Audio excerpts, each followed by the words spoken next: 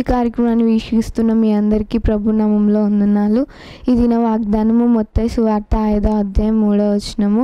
ఆత్మ విషయమై దీనులైన వారు ధన్యులు, పరలోక రాజ్యం వారిది. ఈ వాగ్దానం మన జీవితంలో కార్యసిద్ధిని కలుగును గాక. ఈ దినము వాక్యంని అందించటం కొరకు పాస్టర్ రెవరెండ్ జి ఇసాక్ గారు సిద్ధంగా ఉన్నారు. వాక్యాన్ని విని మనం అందరం దైవాశీర్వాదం పొందుదాం. ప్రభు పరిచర్యలో మీ సహోదరి సువార్త మన్గూరు. క్రీస్తునందు మా ప్రియ దేవుని బిడ్డలారా, మీ అందరికీ ప్రభువును మన రక్షకుడైన యేసుక్రీస్తు నామములో మా ప్రత్యేకమైన వందనాలు తెలియపరుస్తున్నాం. బాగున్నారా? మీ కొరకు, మీ కుటుంబాల కొరకు అనుదినము ప్రభు పాదాల దగ్గర ప్రార్థిస్తూ వస్తున్నాం. మీరందరూ మరి మారు మనసు పొందిన వాళ్ళు మారు మనసు పొందాలి, రక్షణ పొందిన వాళ్ళు ఇంకా వారిని ప్రభు సన్నిధిలో రక్షణ పొందాలి. ప్రభువును తెలుసుకునేటువంటి వారు చాలామంది ప్రభువును తెలుసుకోవాలని ఆశతో దేవుని వాక్యాన్ని మీకు బోధించడానికి దేవుని సేవకుడిగా ముందుకు వచ్చాం. దేవుని బిడ్డలారా, మీ అందరి ప్రార్థన వల్ల, దేవుని మహాకృప వల్ల ఈ వాక్య సందేశాన్ని అందించడానికి ప్రభు మాకు మంచి అవకాశాన్ని కల్పించారు. ముఖ్యంగా మా జీటీ త్రిబుల్స్ వ్యవస్థాపక అధ్యక్షులు బిషప్ నాయన గారికి, వారి కుటుంబమునకు, జీటీ త్రిబుల్స్ ఫ్యామిలీకి ప్రభునామల ప్రత్యేకమైన వందనాలు. జీటీ త్రిబుల్స్ ఆధ్వర్యంలో మరి వాక్య సందేశమును అందించడానికి వారు మాకు అవకాశాన్ని కల్పించినారు. వారి ప్రోత్సాహం ద్వారా, వారి యొక్క ఆదేశాల మేరకు తిరిగి వాక్యాన్ని బోధించడానికి, ప్రభు వారిచ్చిన ఆదేశాల మేరకు ప్రభు వాక్యాన్ని బోధించడానికి ప్రభు పరిచర్యలో మీ సహోదరుడుగా ముందు నిలబడి ఉన్నాను. దేవుని బిడ్డలారా, మానవుని యొక్క నడువడి ఎంత భయంకరంగా ఉంది.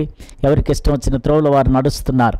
దేవుని బిడ్డలారా, ఎవరు చేస్తున్న పనులు వాళ్ళు చేస్తున్నారు. అవును కదా? పాపం చేసేవాడు ఏమనుకుంటున్నాడంటే నేను బాగా చేస్తున్నాను అనుకుంటున్నాడు. దొంగతనం చేసేవాడు ఏమనుకుంటున్నాడంటే నేను బాగా దొంగతనం చేస్తున్నాను అనుకుంటున్నాడు. అబద్ధాలు ఆడేవాడు ఏమనుకుంటున్నాడు తెలుసా? నేను ఏమీ చేయకుండా చాలా నిజాయితీగా బ్రహ్మాండంగా నేను బ్రతుకుతున్నాను అని చెప్పేసి అనుకుంటున్నాను. కానీ నేను చేసేది పాపము, ఇది కరెక్ట్ అయింది కాదని ఏనాడు తన అంతరాత్మలో దేవుని బిడ్డలారా ఏనాడు కూడా ప్రశ్నించిన వాడు కాదు. దేవుని బిడ్డలారా, దేవుని వాక్యంలో మనం చూస్తున్నప్పుడు సామెతల గ్రంథంలో జ్ఞాని అని సులభం ఒక చక్కని మాట వ్రాస్తున్నాడు బైబిల్ గ్రంథంలో. దేవునికి స్తోత్రం కలుగును గాక. చూడండి, 16వ అధ్యాయం సామెతల గ్రంథం 16వ అధ్యాయం 25వ వచనంలో, ఒకని మార్గం వాని దృష్టికి యథార్థంగా కనపడును, ఆయనను తుదకు అది మరణమునకు చేరును అంటాడు. దేవుని బిడ్డలారా, ఒకని మార్గము అతనికి ఎంతో బాగా కనపడుతుంది, యథార్థంగా కనపడద్దట. కానీ చివరికి వచ్చేసరికి అది ఎక్కడికి తీసుకొని వెళ్ళిపోద్ది అంటే మరణానికి తీసుకొని వెళ్ళిపోద్ది. దేవునికి స్తోత్రం. నేను బాగా చేస్తున్నాను, నేను చాలా మంచివాడిని అనుకుంటున్నారు. దేవుని బిడ్డలారా, ఎవరికి వాళ్ళే అలా అనుకుంటున్నారు, ఎవరికి వాళ్ళే గొప్పవాళ్ళు అనుకుంటున్నారు, ఎవరికి వాళ్ళే మంచి వాళ్ళు అనుకుంటున్నారు. కాదు కాదు కాదు. దేవుని బిడ్డలారా, తుదకు దాని చివరి యొక్క ఫలితం ఏమిటంటే మరణం. పాపం పరిపక్వమైతే దేవుని బిడ్డలారా మరణమే, అంతే. పాపానికి జీతం మరణమే తప్ప పాపానికి ప్రతిఫలం దీవెనేం కాదు. దేవుని బిడ్డలారా, పాపంతో సంపాదించింది ఏదైనా సరే అది శిక్షే, కానీ దేవుని బిడ్డలారా అది అంత ప్రశాంతంగా ఏముండదు. దేవుని బిడ్డలారా, జాగ్రత్తగా గమనించండి. అక్రమంగా, అబద్ధంగా, దౌర్జన్యంగా సంపాదించిన ఆస్తులతో ఈనాడు చాలామంది జలసాలు చేస్తూ ఉన్నారు. కానీ తుదకు ఏమిటో తెలుసా? అది మరణమే. దేవుని బిడ్డలారా, తుదకు ఏ దారి తీస్తుందంటే అది దేవుని బిడ్డలారా అది కేవలం అగ్నిగుండమే, పాతాళానికి వెళ్ళిపోవటమే. అది ధనవంతుడు పరలోక రాజ్యంలో ప్రవేశించుట దుర్భవం. ఏమంటాడు తెలుసా? సూది బెజ్జముల వంట దూరట ఎంత కష్టమో, ధనవంతుడు వైకుంఠమనబడిన పరలోక రాజ్యంలో ప్రవేశించుట అంతే కష్టమో. దేవుని బిడ్డలారా, ధనవంతులారా సంపాదించి నిద్రపట్టక భయంకరమైన షుగర్ బీపీలు పెంచుకొని జీవితంలో అలా ఉన్నారు. కానీ అదే సంపాదన అంటే బహుగా సంపాదించొద్దని నేను అంటం లేదు. సంపాదించాలి, కానీ సాలనంత మట్టుగా సంపాదించాలి. ఎక్కువగా సంపాదిస్తే దాని ద్వారా వచ్చే టెన్షన్ మామూలుది కాదు.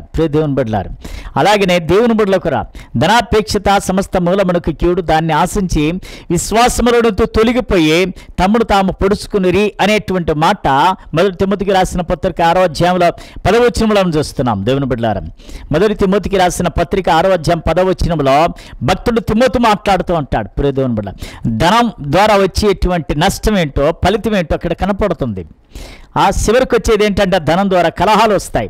చివరికి వచ్చేది ఏంటయ్యా అంటే దేవుని బిడ్డలారా ఒకరిని ఒకరు చంపుకోవడాలు వచ్చేస్తాయి, ఒకరిని ఒకరు ద్వేషించుకోవడాలు వచ్చేస్తాయి, ఒకరి పట్ల ఒకరికి మనస్పార్థలు వచ్చేస్తాయి. ఎక్కడంటే ఆస్తుల పంపకాల్లోనే. దేవుని బిడ్డలారా, ఇలా పాలి వాళ్ళ మధ్య కలిగేటువంటి స్థితి మనం చూస్తాం. నేను చేసే పని చాలా గొప్పది, నా మట్టుకైతే నాకు ఇది బాగానే ఉంది అనుకుంటున్నాం, కానీ అది ఎక్కడికి? నువ్వు చేసేటువంటి, నువ్వు నడిచే నడత కానీ, నువ్వు మాట్లాడే మాట కానీ, నువ్వు సంపాదించే సంపాదన కానీ ఏ స్థితికి చేరుతుంది, ఏ మేరకు ఆ దరి చేరుతుందో ఒకసారి ఆలోచించాయి ప్రియ దేవుని బిడ్డలారా. అందుకే ఒక నడత వాని దృష్టికి అట యథార్థంగా కనపడుతుంది, కానీ చివరికి అది మరణమే. చివరికి నువ్వు జైలుకు పోవద్దు, చివరికి నువ్వు శిక్షణ అనుభవించే విధంగా ఉండకూడదు, చివరికి అది మరణాన్ని కలిగే విధంగా ఉండకూడదు ప్రియ దేవుని బిడ్డలారా. అందుకనే ప్రభువారు చెబుతున్నారు చక్కని మాట, నేనే మార్గమును, నేనే సత్యమును, నేనే జీవమును, నా ద్వారానే తప్ప ఎవరు తండ్రి వద్దకు రాలేడు అని ఆయన యోహాను సువార్త 14:6 చెబుతున్నాడు. ఆయన మార్గం చూపిస్తాడు. మానవునికి మార్గం చూపించేది ప్రభువైన యేసుక్రీస్తు వారు మాత్రమే. ఏమిటి అంటే, యేసు అంటే ఎవరో తెలుసా? మార్గం, సత్యమును బోధించడానికి వచ్చిన గొప్ప సాక్షి యేసు ప్రభువారంటే. కనుక ప్రియ దేవుని బిడ్డలారా, మార్గం చూపిస్తాడు. ఏంటి ఆ మార్గం అంటే? 2 మార్గాలు ఉన్నాయి. ఒకటి పరలోక మార్గం, రెండవది నరకమనే పాతాళమనే మార్గము. ప్రియ దేవుని బిడ్డలారా, యేసు ప్రభు దేవుడిని నోటుతో ఒప్పుకొని హృదయంతో అంగీకరిస్తే, మారు మనసు పొందితే, పాపాలు ఒప్పుకుంటే, బాప్తిజం తీసుకుంటే ఆ దైవరాజ్య వారసత్వం నీకు దొరుకుద్ది. ప్రియ దేవుని బిడ్డలారా, నువ్వు చేసేది విడిచిపెడితే, నువ్వు చేసే ప్రతి పాపాన్ని విడిచిపెడితే, నువ్వు చేసే ప్రతి వ్యసనాన్ని విడిచిపెడితే, నువ్వు ఆడే ప్రతి అబద్ధాన్ని విడిచిపెడితే, నువ్వు చేసే ప్రతి అక్రమాన్ని విడిచిపెడితే, నీ దురాలోచన దృష్టి తలంపులన్నిటిని విడిచిపెడితే దేవుడు నీకు మార్గాన్ని తెరిచి ఉన్నాడు. ప్రియ సోదరి, నువ్వెవరో అయినా పర్వాలేదు ఈ సమయంలో ఇదిగో ఒక్కసారి ఆలకించు. దేవుడు నీకు మార్గాన్ని తెరిచాడు. ఏంటంటే నీతి మార్గం, అదే సత్య మార్గం, ఇదే జీవ మార్గం. ఆ పనులు కనుక చేస్తే నీకు నెమ్మది ఉంటుంది, నీకు మనశ్శాంతి ఉంటుంది, నీకు సమాధానం దొరుకుద్ది, నీకు సంతోషం దొరుకుద్ది. ప్రియ దేవుని బిడ్డలారా, యేసు దగ్గరికి రా. Praise the Lord. అంతేగాని చేతగాని వారి వలే, దేవుని బిడ్డలారా ఓడిపోయిన వారి వలే, జీవిత విలువలు తెలియని వ్యక్తి వలే నీవే ఓడిపోవద్దు జీవితంలో. అది మంచిది కాదు. కనుక తిరిగిరా. నీ జీవితం చాలా విలువైనది, దాన్ని పాడు చేసుకోకు, సారతో పాడు చేసుకోకు, వ్యసనాలతో పాడు చేసుకోవద్దు, దృష్టిల తలంపులతో నువ్వు నడవద్దు, పాప మార్గంలో నువ్వు నడవద్దు. కనుక నీ నడత నీకు ఇష్టమైందేమో కానీ అది దేవుని దృష్టికి అది మంచిది కాదు. ప్రియ దేవుని బిడ్డలారా, అందుకనే మార్గం చెబుతున్నాడు. ప్రభు దగ్గరకు వచ్చేస్తే ఆయన నిన్ను బిడ్డగా స్వీకరిస్తాడు. ప్రభు దగ్గరకు వస్తే నువ్వెంత ఘోరవా పాపమైనా పర్లేదు, దేవుడు నీ పాపాలని క్షమించి తన బిడ్డగా స్వీకరిస్తాడు. ఆయనను నువ్వు దేవునిగా స్వీకరిస్తావా? ఆయన మాటలను వింటావా? ఆయన ఆజ్ఞలను అనుసరించి నడుచుకునే మనసు నీలో ఉందా? Praise the Lord. నీకు కలగాలి. ప్రియ దేవుని బిడ్డలారా, దేవునికి నీవు దేవా ఈ రోజు నుంచి నీ బిడ్డగా జీవించడానికి ఇష్టపడుతున్నాను. నేను చేసే ఈ పాపపు నడత, ఈ పాపపు చేత, ఈ పాపపు మాటలు, ఈ పాపపు యొక్క ఆలోచనలన్నింటినీ నేను విడిచిపెట్టుకుంటున్నాను. నా జీవితంలో ప్రభువా నన్ను నీ బిడ్డగా చేర్చుకో, నేను పరిశుద్ధుడిగా ఉంటాను, నెమ్మదిగా ఉంటాను, సమాధానంగా ఉంటాను, ఈ టెన్షన్లన్నీ నాకు వద్దు ప్రభువా అని చెప్పేసి నువ్వు అంటే చాలు. దేవుడు ఈరోజు 2 చేతులు నీ వైపు చాచి నేను తన బిడ్డగా, కుమారుడిగా, కుమార్తెగా స్వీకరించాలని దేవుడు 2 చేతులు చాపుతున్నాడు. ప్రయాసపడి భారము మోసుకునిచున్న సమస్త జీవులారా నా యొద్దకు రండి, నేను మీకు విశ్రాంతినిస్తాను అన్నాడు ప్రభువారు. ఆయన విశ్రాంతి ఇచ్చే దేవుడు. కనుక నీ మార్గమును నడిచి ఆ నడత, ఆ మార్గం సరైంది కాదు. దేవుని బిడ్డలారా, ఆ పేకాట ఆడే మార్గం మంచిది కాదు, ఆ త్రాగుడనే మార్గం అది మంచిది కాదు, ఆ జూజం అనేటువంటి మార్గం మంచిది కాదు. ఆ దేవుని బిడ్డలారా, ఆ పాపం అనేది ఏదైనా సరే, నీకు బాధ కలిగించేదైనా సరే దాన్ని విడిచిపెట్టు, ప్రభు దగ్గరికి రా. దేవునికి స్తోత్రం. ప్రభు వారు ఖచ్చితంగా నిన్ను తన బిడ్డగా స్వీకరించి నువ్వు ఏ విధంగా నడవాలో ఆయన చేపట్టుకొని నిన్ను నడిపిస్తాడు. దేవునికి స్తోత్రం కలుగునుగా. ఇక్కడ ఒక మాట మీకు జ్ఞాపకం చేస్తాను దేవుని బిడ్డలారా, ఆయన చక్కగా ఆ మాటలను మీకు జ్ఞాపకం చేస్తాను. చూడండి, యెషయా గ్రంథంలో ఒక మాట మీకు జ్ఞాపకం చేస్తాను. ఆయన చేపట్టుకొని నడిపించే దేవుడు. యాకోబును ఏమన్నాడంటే ఒక చక్కటి మాట, యెషయా గ్రంథం 41వ అధ్యాయం 13వ వాక్యంలో చూస్తే, నీతిగల దక్షిణ హస్తము చేత నిన్ను పట్టుకొని నడిపిస్తానని ఆయన వాగ్దానం చేస్తున్నాడు. వాక్యాన్ని మనం చూద్దాం. చూడండి, యెషయా గ్రంథము 41వ అధ్యాయం 13వ వచనంలో, నీ దేవుడైన యెహోవానగు నేను భయపడకము, నేను నీకు సహాయం చేసేదనని చెప్పుచు నీ కుడి చేతిని పట్టుకొనుచున్నాను అని చెప్పేసి అంటాడు. Praise the Lord. హల్లెలూయా. ఇక్కడ ఎంత అద్భుతమైన మాటలు. దేవుడట మానవుని కుడి చేతిని పట్టుకున్నాడు. కుడి చేతిని పట్టుకొని లేపుతున్నాడు. ప్రియ దేవుని బిడ్డలారా, పేతురు గారు కూడా ఆ నీటిలో మునిగిపోతూ ఉండగా దేవుడు కుడి చేతిని పట్టుకొని ఏం చేశాడు? లేపాడు. దేవునికి స్తోత్రం కలుగునుగాక. ఎఫ్రాయిమును కూడా దేవుడు ఏం చేశాడు? చేపట్టుకొని నడిపించాడు. ప్రైజ్ ది లార్డ్, హల్లెలూయా. కనుక ప్రియ దేవుని బిడ్డలారా, నీతి కలిగిన దక్షిణ హస్తము చేత నిన్ను పట్టుకొని నడిపిస్తాడు. ఆయన నీకు సహాయం చేస్తాడు. నీ భయము, నీలోనున్న భయం ఏదైనా సరే దాన్ని తొలగించేస్తాడు యేసు ప్రభువారు. నీ జీవితంలో ఏదైతే నువ్వు భయపడుతున్నావో, పాపం చేసిన వాడు కదా భయపడేది, కనుక పాపాన్ని విడిచిపెడితే నీలో భయం అప్పుడే వెళ్ళిపోద్ది. దేవునికి స్తోత్రం కలుగునుగాక. నువ్వు భయపడవలసిన అవసరత లేదు. ఇక నుంచి యేసు ప్రభువును అంగీకరించిన తర్వాత నీకు ధైర్యం కలుగుద్ది. యేసు ప్రభువును అంగీకరించిన తర్వాత నువ్వు యథార్థంగా ఉంటావు, నీకు సమాధానం ఉంటుంది. ఎందుకంటే దేవుని సేవకులు నీ కొరకు వాక్యం చెప్పి ప్రార్థన చేస్తారు. దేవుని సేవకులు వాక్యం చూపిస్తారు. ఎక్కడ ఆ వాక్యం ఉందో ఆ వాక్యం చూపించి నిన్న ఆ మార్గం నడిపిస్తారు, సత్య మార్గం నడిపిస్తారు. కనుక ప్రియ దేవుని బిడ్డలారా, ప్రభువా ఇక్కడ చక్కటి మాట, నీ కుడి చేయి పట్టుకుని ఎవరు పట్టుకుంటారు? ఒక దేవుడు మానవుడి యొక్క కుడి చేయి పట్టుకోవటం ఏంటి? అవును ప్రియ దేవుని బిడ్డలారా, అలా పట్టుకొని కుడిమి కడమకు తొట్టెలకుండా తన మార్గములో నన్ను నడిపిస్తాడనే సత్యమును గ్రహించాల. మమ్మల్ని నడిపిస్తున్నాడు, నిన్ను కూడా నడిపిస్తాడు. నువ్వేం భయపడకు, దేవుడిని చేయి పట్టుకుంటాడు. నువ్వే స్థితిలో ఉన్నా దేవుడిని చేయి పట్టుకుంటాడు. నువ్వు లేవలేని స్థితిలో ఉన్నా సరే దేవుడు నిన్ను చేయి పట్టుకుంటాడు. Praise the Lord. నిన్ను లేపుతాడు, ఆయన నడుపుకుంటా, ఆయన నడిపిస్తాడు, ఆయన శక్తిమంతుడైన. కనుక ఆయన సహాయం చేసి ఆయనని ఆదరణ కలిగించి నీకు ధైర్యాన్ని చెప్పి నడిపించే మహాదేవుడైనా. కనుక నీ మార్గాలను చక్కపరుచుకో. Praise the lord. నువ్వు వెళ్ళే మార్గం ఏంటో నీ మార్గంలో నువ్వే ఆనందిస్తే సరిపోదు. Praise the Lord. నీ సంతోషం నువ్వే అనుభవిస్తే సరిపోదు. ప్రియ దేవుని బిడ్డలారా, మరొక మార్గం నీ కొరకు సిద్ధంగా ఉంది. ఏంటయ్యా అంటే పరలోక రాజ్య మార్గము, పరలోక రాజ్య ఔశ్వర్యం, పరలోక పౌరసత్వాన్ని దేవునికి సిద్ధం చేశాడు. కనుక దేవుని బిడ్డగా ఈ 4 రోజులు భూమి మీద జీవించే జీవితం ఏదైతుందో అది దేవుని బిడ్డగా దేవునిలో దేవుని మహకృపలను జీవిస్తే నీకెంతో ఆనందం ఉంటుందని తెలియజేయడానికి సంతోషిస్తా ఉన్నాను. హల్లెలూయా. అయితే ప్రియ దేవుని బిడ్డలారా, ప్రభువారు చెబుతున్నారు, ఏమంటున్నారంటే ఒక చక్కని మాట జ్ఞాపకం చేస్తే యెషయా గ్రంథము 55వ అధ్యాయంలోనికి వెళ్తే 8-9 వచనంలో ఒక చక్కని మాట జ్ఞాపకం చేస్తున్నాడు. దేవుడు ఏంటి ఆ మాట అంటే ఏమంటాడంటే, ప్రియ దేవుని బిడ్డలారా 8-9లో, నా తలంపులు మీ తలంపులు వంటివి కాదు, నా తలంపులు ప్రత్యేకమైన తలంపులు, నా తలంపుల వంటి మీ తలంపులు కావు, మీ త్రోవలు నా త్రోవల వంటివి కాదు.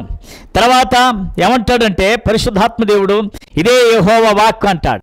9వ వచనంలో, ఆకాశములు భూమి పైన ఎంత ఎత్తుగా ఉన్నవో మీ మార్గముల కంటే నా మార్గములు, మీ తలంపుల కంటే మా తలంపులు అంత ఎత్తుగా ఉన్నవి. Praise the lord.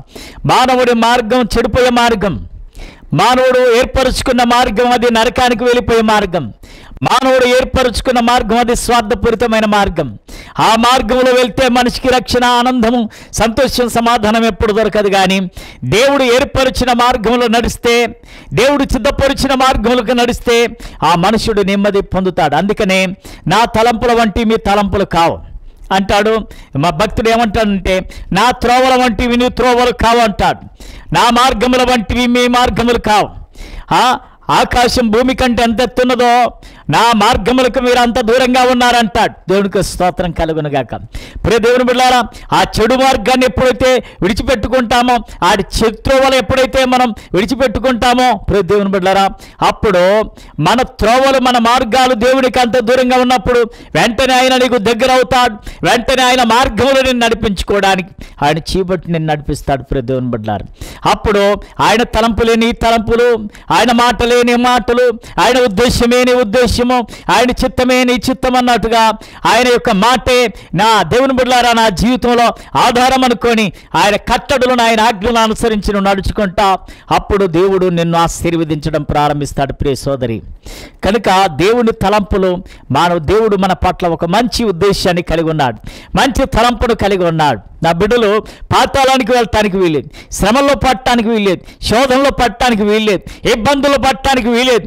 నా బిడ్డలు నేనెంత ప్రశాంతంగా ఉన్నానో నా బిడ్డలు కూడా అలా ఉండాలి. ఎప్పుడు అంటే ఆయన వాక్యాన్ని విని, ఆయన చిత్తాన్ని నెరవేర్చి, ఆయన ఉద్దేశాన్ని నెరవేర్చి భూమి మీద తన బిడ్డగా నువ్వు నిలబడితే అదేవిధంగా దేవుడు నిన్ను నన్ను కూడా అదేవిధంగా వాడుకుంటాడు, ఆశీర్వదిస్తాడు. ప్రియ దేవుని బిడ్డలారా,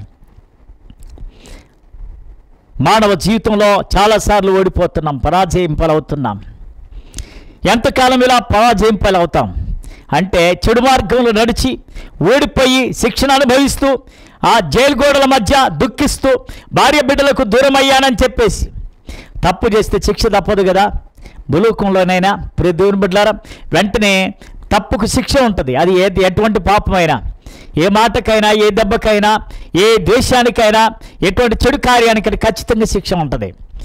అయితే మరి అయాను విడిచిపెట్టి పేకాట విడిచిపెట్టు. నీ భార్య బిడ్డలు అన్నాహారం లేకుండా, వారి వస్త్రాలు లేకుండా వాళ్ళు ఎంతో ఇబ్బంది పడుతున్నారు. సంపాదించిందంతా తీసుకుని వెళ్ళి నువ్వు పేకాట ఖర్చు పెడుతున్నావు, తాగుతున్నావు. ఇది సరైన పద్ధతి కాదంటే దేవుని బిడ్డలారా చాలామంది భార్య మీద పడి కొట్టి చాలామందిని హత్య చేసిన వాళ్ళు కూడా ఉన్నారు. మంగళ సూత్రాలు కూడా తీసుకొని వెళ్ళిపోయి తాగట్టు పెట్టి తీసుకొని వచ్చే డబ్బుల్ని వాళ్ళు పేకాట ఆడుకొని వాళ్ళు ఆనందించినటువంటి దినాలు ఎన్నో ఉన్నాయి. దేవుని బిడ్డలారా మేము అలాంటి వాటిని విని వారి కొరకు మేము ప్రార్థన చేస్తూ వచ్చాం. అయితే వీళ్ళందరికీ ఎప్పుడు అర్థమవుతుందంటే మరి అరెస్టు చేయబడి దేవుని బిడ్డలారా వాళ్ళు జైలుకు పంపించినప్పుడు అప్పుడు అర్థమవుద్ది. భార్య ఎంత బాధపడుతుందో, పిల్లలు ఎంత బాధపడుతున్నారో, కుటుంబం ఏమిటో అప్పుడు నీకు అర్థమవుద్ది. అంటే శిక్షణ అనుభవిస్తేనే తప్ప నీ కుటుంబం నీ వారికి అర్థం కాదు. అంతవరకు నీ చెడు మార్గాన్ని విడిచిపెట్టలేదు, అంతవరకు నీకు నీవే రాజపట్టడం లేదు, అంతవరకే నీకు నీవుగానే దాని నుండి విడుదల పొందటం లేదు. కానీ శిక్ష నీకు కావాలి కనుక దేవుని బిడ్డలారా ప్రభువారు అలాంటి శిక్షణ ఆయన భరించి దేవుని బిడ్డలారా నీకు విశ్రాంతిని, నీకు రక్షణ, నీకు నెమ్మది, నీకు సమాధానం, భార్య బిడ్డలతో సంతోషంగా జీవించేటువంటి అవకాశాన్ని ప్రభువారు మనకి ఇస్తున్నప్పుడు దాన్ని ఎందుకు మనం పొందుకోకూడదు? ఖచ్చితంగా పొందుకోవాలి. అందుకనే మన తలంపులు, మన మార్గాలు, మనం నడిచే త్రోవలు అవి మంచివి కాదని ఎరిగి దేవుని మార్గంలోనికి వస్తే ఆయన మంచి మార్గాన్ని నీకు నాకు చూపిస్తాడు. ప్రైజ్ ది లార్డ్, దేవునికి స్తోత్రం. కనుక ఆ పరిశుద్ధ గ్రంథంలో దావీదు మహారాజు సాతాను చేత ప్రేరేపించబడ్డాడు. దావీదు మహారాజు సాతాను చేత ప్రేరేపించబడి యవాబుతో చెప్పాడు, నువ్వు వెళ్ళి ఆ జనసమూహమును లెక్కించమని చెప్తే యవాబు వెళ్ళిపోయి లేవీయులను బెన్యమీను గోత్రాన్ని విడిచిపెట్టేసి మిగతా గోత్రాలను లెక్కించుకొని వచ్చాడు. దేవుని కోపం వచ్చేసింది. దేవుని కోపం వస్తే ప్రవక్తను పంపిస్తే నీకు 3 అవకాశాలు ఇస్తున్నాను దావీదు అన్నాడు. ఏంటి ఆ 3 అవకాశాలు? పరిశుద్ధ గ్రంథంలో మనం చూద్దాం. 3 అవకాశాలని దావీదు మహారాజుకి ఇచ్చాడు. మొదటి దినవృత్తాంతముల గ్రంథము 21వ అధ్యాయం 7వ వచనములో మనం చూస్తున్నప్పుడు 3 అవకాశాలు కల్పించాడు. ఒకటి భయంకరమైన పరిస్థితి ఏంటంటే నీ రాజ్యంలో 3 సంవత్సరాల భయంకరమైన కరువు రాబోతుంది. ఒకటి నెంబర్ 1 అది నీకు కావాలా? నెంబర్ 2 ఏంటంటే 3 నెలలు నీవు నీ శత్రువుల చేత నువ్వు తరమబడతావు, గెలవడానికి ఎన్నో ప్రయత్నాలు చేస్తావు కానీ నువ్వెంత మాత్రం గెలవవు. Praise the lord. ఇక 3వది ఏంటంటే 3 రోజులు కూడా భయంకరమైన దేవుని ఉగ్రత నీ దేశం మీదకి వచ్చేసి అందరూ కూడా చనిపోతారు. ఏది కావాలని కోరుకోమంటాడు. చూద్దాం వాక్యంలో పరిశుద్ధ గ్రంథంలో చూస్తే మొదటి దినవృత్తాంతముల గ్రంథం 21వ అధ్యాయం 10వ వచనంలో మనం చూస్తే దేవునికి స్తోత్రం, దావీదుతో ఇట్లన్నాడు, యెహోవా సెలవిచ్చినదేమనగా 3 విషయములను నేను నీ ఎదుట ఉంచుచున్నాను, వాటిలో ఒక దాన్ని నీవు కోరుకుని ఎడల దాన్ని నీకు చేస్తాను అన్నాడు. 11వ వచనం, కావున గాదు దావీదు వద్దకు వచ్చి ఇట్లన్నాడు, 3 ఏళ్ల పాటు కరువు కలుగుట, 3 నెలల పాటు నీ శత్రువులు కత్తి దూసి నిన్ను తరుముట, నీవు వారి ఎదుట నిలవలేక పారిపోవుట, 3 దినముల పాటు దేశమందు యెహోవా కత్తి అనగా తెగులు నిలిచుట చేత యెహోవా దూత ఇశ్రాయేలుని దేశమంతటా నాశనము కలగజేయును. ఏం కావాలి ఈ 3 ప్రైజ్ ది లార్డ్. దావీదు అడుగుతున్నాడు, ఈ 3 సంవత్సరాలు దేశంలో కరువు రావడం మంచిదంటే దాని కొరకు అదే ప్రకారం చేస్తాను. లేదా నీ శత్రువుల ఎదుట కత్తి దూసి నువ్వు తరమబడతావా? అది కోరుకుంటే ఆ విధంగా నువ్వు తరమబడతావు. లేదా దేవుని బిడ్డలారా 3 రోజులు కనుక దేవుని యొక్క ఉగ్రత అనేది నీ దేశం మీదకి రావాలా? దేవుని ఉగ్రత వస్తే 3 రోజుల్లో మొత్తం సర్వనాశనం అయిపోద్ది. ఏది కావాలని అడిగాడు. అయితే ఆ దావీదు మహారాజు, నేను మనుషుని చేతిలో పడలేదు కానీ జీవము కలిగిన దేవుని చేతిలో పడ్డానని అతడు ఎంతో వేదన పడుతున్నాడు. ఎందుకు మరి బాధలో పడ్డావంటే నువ్వు దేవుని చేత ప్రేరేపించబడాలి కానీ సాతాను చేత ఏ విధంగా నువ్వు ప్రేరేపించబడతావు? ఇక్కడ 21వ ఇశ్రాయేల్ అంటే తర్వాత సాతాను ఇశ్రాయేలులకు విరోధముగా లేచి ఇశ్రాయేల్ లెక్కించుటకు దావీదును ప్రేరేపింపగా అంటాడు. దావీదు ఎందుకు ప్రేరేపించబడ్డాడు అంటే దేవుడి చేత ప్రేరేపించబడితే ఈ నష్టం జరిగేది కాదు, కానీ సాతాను చేత ప్రేరేపించబడ్డాడు. అసలు ఎందుకు ప్రేరేపించబడ్డాడు? దేవుని బిడ్డలారా, ఇక్కడ యోవాబు దావీదును చూసి తన మాటలను చూసి అసహించుకున్నాడట. అసహించుకొని బెన్యమీను గోత్రం కానీ లేవి గోత్రం కానీ అందులో చేర్చకుండా వచ్చేసాడు. అప్పుడు దేవుడికి కోపం వచ్చేసింది. దేవుడికి కోపం వచ్చేసి ఆ మూడింటిని అవకాశం ఇచ్చాడు. ఇందులో ఏది కోరుకుంటే అది నేను నీ జీవితంలో పంపిస్తానన్నాడు. కనుక దావీదు మహారాజు ఆ విషయంలో ఎంతో వేదనను అనుభవించాడు. దేవుని బిడ్డలారా, తదుపరి వాక్యాన్ని మీరు చదవగలిగితే దేవుని బిడ్డలారా ఆ వాక్యంలో మీకు అర్థమవుద్ది ఆ సత్యాలన్నీ కూడా. Praise the Lord. ఇక్కడ ఏమంటాడంటే 13వ వచనంలో, అందుకు దావీదు, నేను మిక్కిలి ఇరుకులో చిక్కి ఉన్నాను, యెహోవా మహాకృప గలవాడు, నేను మనుషుల చేతిలో పడక ఆయన చేతిలోనే పడుదునుగా కాని గాదుతో అనెను. చూసారా, గాదు దర్శకుడు అంటే దేవుడు దర్శించేటువంటి ప్రవక్త అయిన గాదుతో ఏమంటున్నాడంటే, నేను జీవము కలిగిన దేవుని చేతులు పడ్డాను, ఆయన మిక్కిలి కృప కలిగిన మహాదేవుడు, కానీ నేను ఆయన చేతిలో పడ్డాను, ఏం చేయాలో నాకు అర్థం కావట్లేదు అని అంటాడు. దేవునికి స్తోత్రం కలుగునుగాక. దేవుని బిడ్డలారా, కావున ఇక్కడ 14 వచ్చిన, కావున యెహోవా ఇశ్రాయేలు మీదికి తెగులు పంపగా ఇశ్రాయేల్లో 70,000 మంది చచ్చిరి. తెగులు చేత 70 మంది చచ్చిపోయారు. యెరూషలేములో నాశనమును చేయుటగా దేవుడు ఒక దూతను పంపెను. అతడు నాశనమును చేయబోచుండగా యెహోవా చూచి ఆ చేటు విషయమే సంతాపమంది, నాశనమును చే దూతతో చాలును, ఇప్పుడు నీ చెయ్యి ఆత్మని సెలవీగా దూత ఏబిస్యుడైనటువంటి వర్ణాను కళ్ళమున్నొద్ద నిలిచెను. దేవునికి స్తోత్రం కలుగునుగాక. అయా, నిర్దోషులైన వీరేమి చేసిరి? అయ్యా, పాపం చేసిన వాడు నేనును, నా ఇంటి మీదకి, నా తండ్రి కుటుంబం మీదకి ఆ యొక్క ఉగ్రత, ఆ యొక్క కోపం నా మీదకి వచ్చునుగా కానీ దావీదు కొరకు అంటున్నాడు. దేవుని బిడ్డ ఆపాడు. కత్తి దూస్తున్నటువంటి దేవుని దూతను ఆఫ్ చేసేసాడు. అప్పుడు దావీదు వర్ణాన్ని కళ్ళం దగ్గరికి వెళ్ళిపోయి ఆ కళ్ళను కొని బలిపీఠాన్ని కట్టి దేవుని బిడ్డలారు దేవునికి బలులు అర్పించుట మనం చూస్తాం. దేవునికి మహిమ కలుగునుగాక. హల్లెలూయా. కనుక దేవుని బిడ్డలారా, జాగ్రత్తగా వినండి.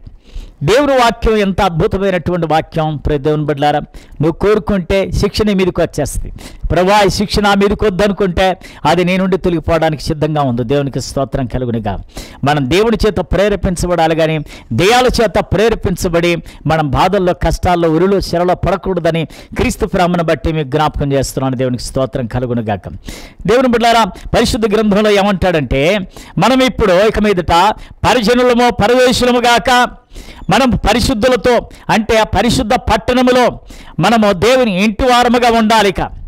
మనము పరిజనులము కాదు, మనం పరదేశులం కాదు, పరిశుద్ధులతో కలిసి దేవుని ఇంటి వారముగా జీవించాలని ఆయన జ్ఞాపకం చేస్తున్నాడు. ఎఫెసీయులకు రాసినటువంటి పత్రిక 2వ అధ్యాయం 19వ వచనంలో చూస్తాం. దేవునికి స్తోత్రం. ఎఫెసీయులకు రాసిన పత్రిక దేవుని బిడ్డలారా 2వ అధ్యాయము 19వ వచనంలో మనం చదువుతాం. 19వ వచనంలో మనం చదువుతున్న చక్కటి మాట ఏమిటో మనం చూద్దాం. Praise the Lord. హల్లెలూయా. 2వ అధ్యాయం 19వ వచనంలో భక్తుడు ఈ విధంగా జ్ఞాపకం చేస్తున్నాడు. 19వ వచనం. స్తోత్రం. కాబట్టి మీరు ఇక మీదట పరిజనులు పరదేశులై ఉండక, దేవుడు అంటాడు, ఉగ్రత అయిపోయిన తర్వాత మళ్ళీ తన బిడ్డలను క్షమించడం ప్రారంభిస్తున్నాడు దేవుడు. దేవుని బిడ్డలారా, దావీదు మాట్లాడిన మాట దేవునికి ఇష్టమైంది కనుక మళ్ళీ తిరిగి దేవుడు చక్కటి మాట మాట్లాడుతున్నాడు. మీరు పరిజనులు కాదు, మీరు ఇక పరదేశులు కాదు, ఇక నుంచి మీరు దేవుని ఇంటి వారుగా ఉండటానికి పరిశుద్ధులుగా జీవించండి అంటాడు. కాబట్టి మీరు ఇక మీదట పరిజనులు పరదేశులు ఉండక పరిశుద్ధులతో ఏక పట్టణస్థులను దేవుని ఇంటి వారై ఉన్నారు. మనందరము ఏక పట్టణము కలిగిన వారం, మనందరము దేవుని ఇంటి వారమై ఉన్నాం, మనందరము దేవుని ఇంటి ప్రజలమని చెబుతున్నారు. మీరు పరదేశులు కాదు, పరిజనులు కాదు, మనందరం ఒకే పట్టణానికి సంబంధించిన వాళ్ళం, మనందరం ఒకే రాజ్యానికి సంబంధించిన వాళ్ళం, మనందరం పరిశుద్ధులం, దేవుని ఇంటి వారమై ఉన్నాము అనే సంగతి భక్తుడైనటువంటి పౌలు గారు తెలియపరుస్తున్నాడు. దేవుని బిడ్డలారా, అవును, మనం పరజనులము కాదు, పరదేశులము కాదు, పరిశుద్ధులం. మనం దేవుని ఇంటి వారిలో సభ్యులుగా ఉన్నాం. దేవుని ఇంటిలో పౌర హక్కును పొందుకున్నటువంటి వారం. దేవునికి నిజంగా ఆయన పిల్లలుగా జీవిస్తున్నాం. దేవుని పిల్లలు దేవుని స్వరూపాన్ని, దేవుడి పోలిక, దేవుడి పరిశుద్ధత, దేవుడిచ్చిన నీతిని కాపాడుకొని శ్రద్ధ కలిగి ఉండాలి. దేవునికి స్తోత్రం కలుగునుగాక. వెంటనే వారి జీవితాల్లో మార్పు రావాలి, రూపాంతరం చెందాలి క్రీస్తులో దేవుని బిడ్డలారా. అందుకనే భక్తుడు అంటాడు, గలతీయులకు రాసినటువంటి పత్రికలు 4:19 ఏమంటాడంటే, క్రీస్తు స్వారూప్యం యందు ఏర్పడినట్లుగా మరలా నేను ప్రసవ వేదన పడుతున్నాను. అవును దేవుని బిడ్డలారా, ప్రసవ వేదన పడంటే క్రీస్తు స్వారూప్యం రావాలి. దేవుని ఇంటికి వెళ్ళాలంటే క్రీస్తు స్వారూప్యం రావాలి. దేవుని పరిశుద్ధత మనలో ఉండాలి. దేవుడిచ్చిన రక్షణ కాపాడుకో ఉండాలి. మనం ప్రతి విషయంలో భయపడొద్దు, ప్రతి విషయంలో దిగులు పడవద్దు. దేవుని వైపు మనం చూసి ధైర్యాన్ని తెచ్చుకొని భూలోకంలో మన కొరకు సిద్ధం చేసిన ఆయన వాక్యాన్ని ధ్యానం చేస్తూ ఆయన తట్టు చూస్తూ మనము ఆయన చూపించిన ఆ సత్య మార్గంలో, జీవ మార్గంలో మనం నడిచి దేవుడు మనలను నిన్ను నన్ను పిలిచినప్పుడు మనందరము దేవుడితో సదాకాలం ఉండబోతున్నాం దేవుని బిడ్డలారా. అందుకని నన్ను నడవడిని దిద్దుకో. దేవునికి స్తోత్రం. నీతిమంతుడు నిన్ను గద్దించినప్పుడు, అది తైలాభిషేకముగా నువ్వు భావించినప్పుడు అది నీకు మేలు కలుగుతుంది. Praise the Lord. దేవునికి స్తోత్రం కలుగును గాక. మా ప్రియమైన దేవుని బిడ్డలారా, మరి దేవుని వాక్యం మీకు అర్థమవుతుందా? మనం ఎవరి మార్గాన్ని ఎవరికి వాళ్ళే ఏమనుకుంటున్నారు, స్వబుద్ధిని ఆధారం చేసుకున్నారు, అది మంచిది కాదు. స్వబుద్ధి సొంత నిర్ణయాలు తీసుకుంటున్నారు, అది మంచిది కాదు. నేను నిర్ణయం మంచిది దేవునికి నచ్చలా, నీ తలంపు దేవునికి నచ్చలే, నీ మాటలు దేవునికి నచ్చలే. దేవునికి నచ్చేగా, దేవుడు మెచ్చుకునే విధంగా ఉండాలి. దేవుడు నిన్ను అప్పుడు దైవరాజ్య వారసునిగా చేసుకుంటాడు. Praise the Lord. దేవునికి మహిమ కలుగును గాక.